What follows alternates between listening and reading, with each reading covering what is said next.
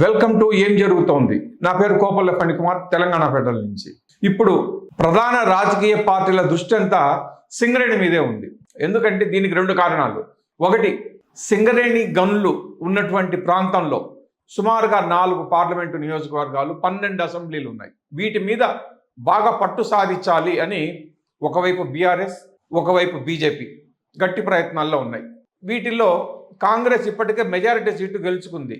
అయితే వాటిని మరింత బలోపేతం చేసేందుకు, మిగిలిన చోట్ల కూడా గెలిచేందుకు, తన స్థానాన్ని సుస్థిరం చేసుకునేందుకు కాంగ్రెస్ పార్టీ కూడా ప్రయత్నాలు చేస్తోంది.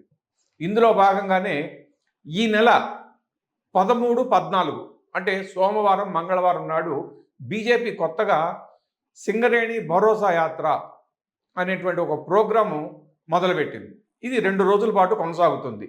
సడన్గా ఎందుకు ఈ బీజేపీ భరోసా యాత్ర మొదలుపెట్టింది అంటే, సింగరేణికి ఈ మధ్యనే తాడిచెర్ల 2 అనేటువంటి గనిని నామినేషన్ మీద కేంద్ర ప్రభుత్వం కేటాయించింది. ఇది పూర్తిగా తమ ఘనతే. గనులు లేక ఇబ్బంది పడుతున్నటువంటి సింగరేణికి కార్మికులు, ఉద్యోగులను ఆదుకునేందుకు నరేంద్ర మోదీ ప్రభుత్వం నామినేషన్ మీద తాడిచెర్ల 2 గనిని కేటాయించాలని డిసైడ్ చేసిందని, కేటాయించిందని కిషన్ రెడ్డి చెప్పారు. అయితే బట్టి విక్రమార్క అంటే ఉప ముఖ్యమంత్రి, రెవెన్యూ శాఖ మంత్రి, ఇంధన శాఖ మంత్రి కూడా ఆయన ఏమంటారంటే, తాడిచెర్ల 2 సింగరేణికి నామినేషన్ మీద ఇవ్వడం అన్నది ఇప్పుడు కొత్త కాదు. ఇది 2013లో యూపీఏ ప్రభుత్వం తీసుకున్న నిర్ణయము అని చెప్తున్నారు. అయితే నిర్ణయం అమల్లోకి వచ్చేటప్పటికి కేంద్రంలో ప్రభుత్వం మారిపోయింది. ఇన్ని సంవత్సరాలుగా అప్పటి నిర్ణయాన్ని ఎన్డీఏ ప్రభుత్వం తొక్కిపెట్టింది, అమలు కానికుండా అడ్డుకున్నది. ఇప్పుడు తొందరలో ఎలక్షన్స్ వస్తున్నాయి కాబట్టి రాజకీయ లబ్ధి కోసమని ఇప్పుడు నామినేషన్ మీద ఇచ్చినట్లుగా కిషన్ రెడ్డి డ్రామాలు ఆడుతున్నారు. బీజేపీ వాళ్ళు, నేతలందరూ కూడా నాటకాలు మొదలుపెట్టారు అని బట్టి విక్రమార్క కిషన్ రెడ్డి మీద ఎదురు ఆరోపణలతో దాడులు మొదలుపెట్టారు. సరే, దాడులు, ఎదురు దాడులు, ఆరోపణలు, ప్రత్యారోపణలు, విమర్శలు, ప్రతి విమర్శలు ఎప్పుడు ఉండేవి. ఒకవైపు బీఆర్ఎస్ తరఫున హరీష్ రావు సింగరేణి గనులో తిరుగుతున్నారు. కొత్తగా తెలంగాణ రక్షణ సేన అని పార్టీ పెట్టినటువంటి కల్వకుంట్ల కవిత కూడా బాయి బాట అనే కార్యక్రమం తీసుకుని ఆవిడ గనుల్లో తిరుగుతున్నారు. కాంగ్రెస్ డిప్యూటీ సీఎం బట్టి విక్రమార్క, ఆ ప్రాంతాల్లో వచ్చే ఎమ్మెల్యేలు, మంత్రులు వాళ్ళు తిరుగుతున్నారు. సో వీటన్నిటిని పురస్కరించుకొని సింగరేణి మీద అధిక లబ్ధి పొందడానికి బీజేపీ తన వంతుగా ఈ తాడిచెర్ల 2 నామినేషన్ అని ఒక మొదలుపెట్టి ఇప్పుడు సడన్గా సింగరేణి భరోసా అనేటువంటిది మొదలుపెట్టిన కార్యక్రమం. ఇందులో కిషన్ రెడ్డితో పాటు పార్టీకి చెందిన ఎంపీలు, ఎమ్మెల్యేలు అంటే ప్రజాప్రతినిధులందరూ, సీనియర్ నేతలు కూడా పాల్గొంటారు.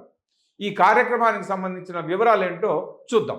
సింగరేణి భరోసా యాత్రను కేంద్ర బొగ్గు గనుల శాఖ మంత్రి కిషన్ రెడ్డి, బీజేపీ అధ్యక్షుడు నారపరాజు రామచంద్రరావు ఆధ్వర్యంలో రేపు మొదలవుతోంది. ఇందులో బీజేఎల్పీ నేత ఏలేటి మహేశ్వర్ రెడ్డి, శాసన మండలిలో బీజేపీ నేత ఏవిఎన్ రెడ్డి, ఎంపీలు, ఎమ్మెల్యేలు, మిగిలిన ఎమ్మెల్సీలు, సీనియర్ నేతలు అందరూ పాల్గొంటారు. సోమవారం ఉదయం 6 గంటలకు హైదరాబాద్ నుంచి ఈ యాత్ర మొదలవుతుంది. కేంద్ర మంత్రి కిషన్ రెడ్డి మొట్టమొదట కొత్తగూడెంలోని సింగరేణి కార్పొరేట్ హెడ్ క్వార్టర్స్లో కార్మికులను కలుస్తారు. ఆ తర్వాత మణుగూరు మీదుగా ప్రయాణం చేసి రాత్రికి భూపాలపల్లికి చేరుకుంటారు. అక్కడే బస కూడా చేస్తారు. మొత్తంగా భద్రాద్రి, కొత్తగూడెం, భూపాలపల్లి, పెద్దపల్లి, మంచిర్యాల ఇలా 4 జిల్లాల్లో కిషన్ రెడ్డి పర్యటిస్తారు. 3 చోట్ల బహిరంగ సభలు ఉంటాయి. 5 బొగ్గు గనుల ప్రాంతంలో కార్మికులతో గేట్ మీటింగ్స్ అనేవి ఉంటాయి. 14వ తేదీ ఉదయం భూపాలపల్లిలోని KTK 8 మైన్ దగ్గర కార్మికులను బీజేపీ నేతలు కలిసి మాట్లాడతారు. అక్కడి నుంచి తాడిచెర్ల 2 బ్లాకును సందర్శిస్తారు.